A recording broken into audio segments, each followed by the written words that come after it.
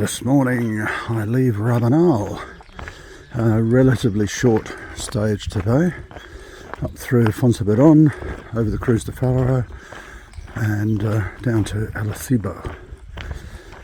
It's a nice crisp start to the morning.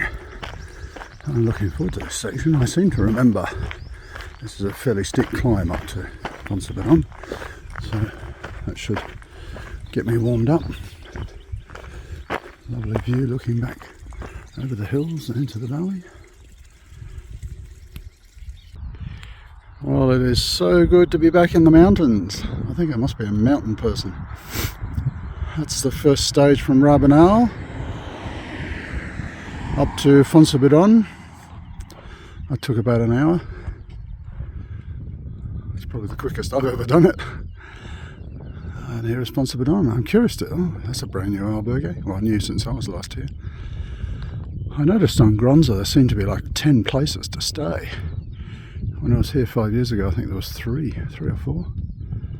Oh, it's great to see how it's developed and thrived. Might stop for a coffee. There's no rush to get up to the Cruz de Ferro. I think given there's 10 places to stay here, a lot of people must have stayed here last night. So they'll be all up at the cruise. And then there's everybody from Rabanal coming up, so I don't think there's any rush. I'm fairly sure this was a dirt road when I was last here. Is this a indication of the affluence of Foncebadon now? A Porsche Cayenne?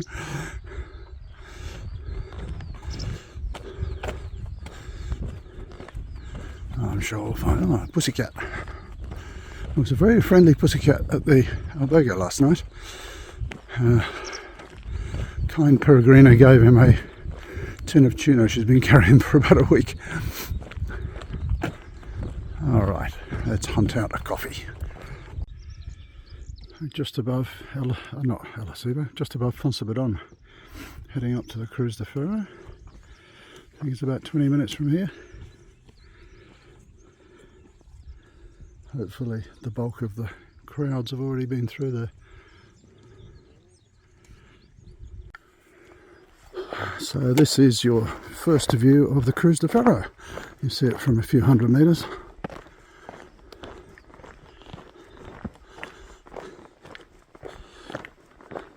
So having been up here 3 times before, this is a little bit later in the day for me. It's 9:30.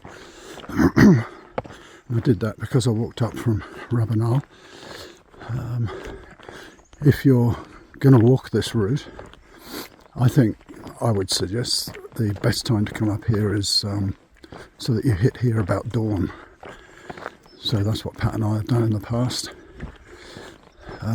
Probably walking up from Rabanal in the dark over the rocks is a bit tricky, so maybe stay in Foncebadon the night before. I think last time we got up about half an hour before dawn, so the sun was just rising when we got here. Makes it a very special moment, I think. Quite a few people here already, so I will just break off at this point so I'm not making any noise around the cross. And I'll go through my little moment, leaving my rock. Back in a moment. So not too crowded. What's that? Did you want me to take a photo of you putting a rock up there? Sure, not too crowded, but always a nice moving moment. And I think from the walk from here down to Acebo is probably one of my favourite sections over the mountain tops.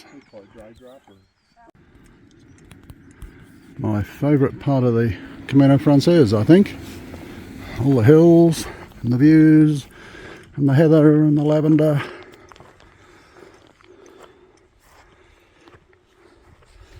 Just, I don't know, 2 or 3 k's short of Acebo, I think.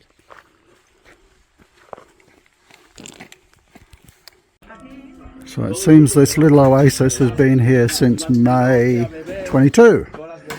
Fresh juice, coffees, just what you need. So this is just before that little quirky albergue in Manjarin.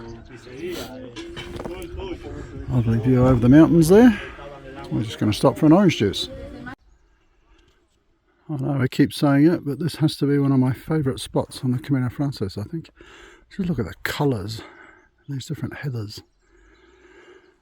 We've got the clouds on the hills over there.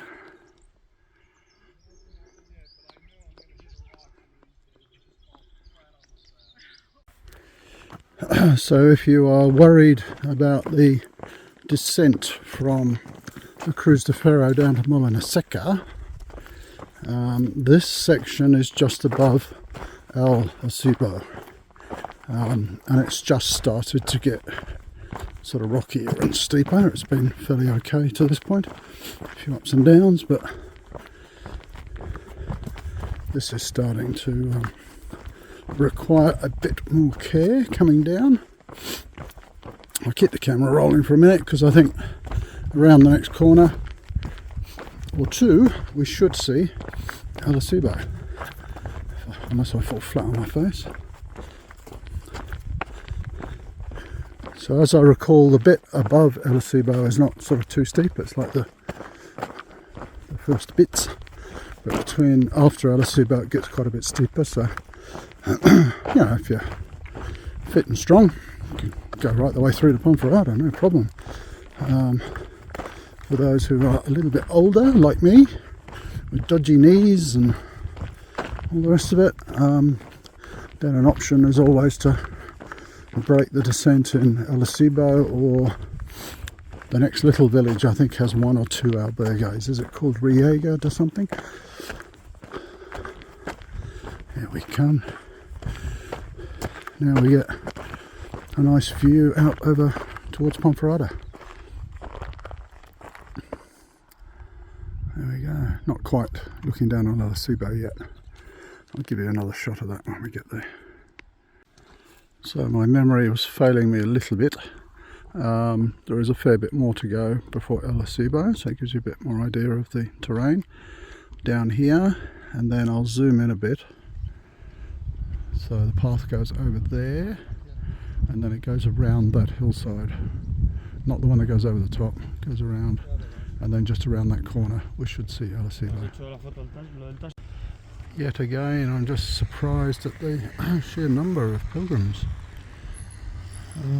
I mean, it's great, the growth and popularity of the Camino, and more people experience it and having access to it and all those good things.